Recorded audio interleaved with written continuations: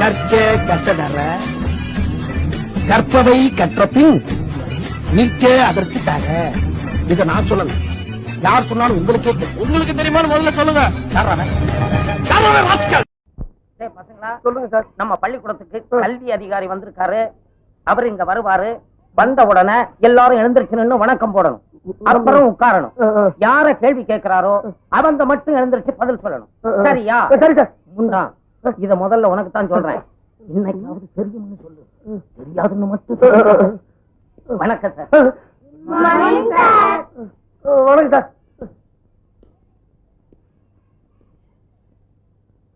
இவர்தான் drawing master mister Kamalakannan. வணக்கம். கிளாஸ்ல எத்தனை பேர்? 45 பேர்.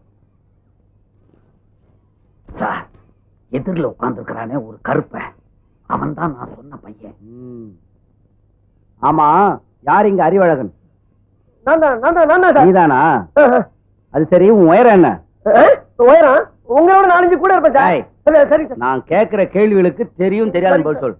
பகலில் நட்சத்திரம் தெரியுமா? தெரியாது சார். பகலில் ஆந்தைக்கு கண் தெரியுமா? தெரியவே தெரியாது சார். ஆமைக்கு வேகமாக ஓட தெரியுமா? சத்தியமா தெரியாது சார். பாத்தீங்களா சார், நீங்க எவ்வளவு கேள்வி கேட்டீங்க. எல்லாத்துக்கும் தெரியாது தெரியாதுன்னு சொன்னானே தவிர ஒரு கேள்விக்காவது தெரியும்னு சொன்னானா சார்?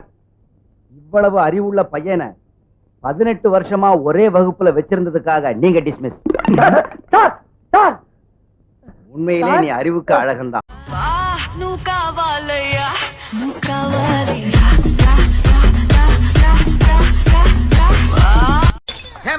நீ உண்மையிலே கற்புள்ள கொண்டு இந்த கண்ணாடி மேல ஆடி கன்ஃபார்ம் பண்ணு.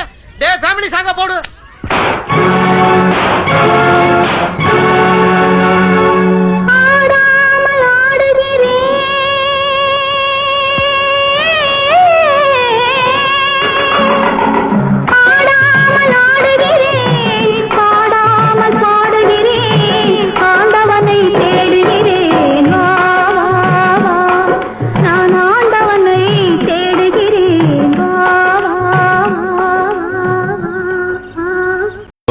என்ன நடிப்பு நடிக்கிறாங்க.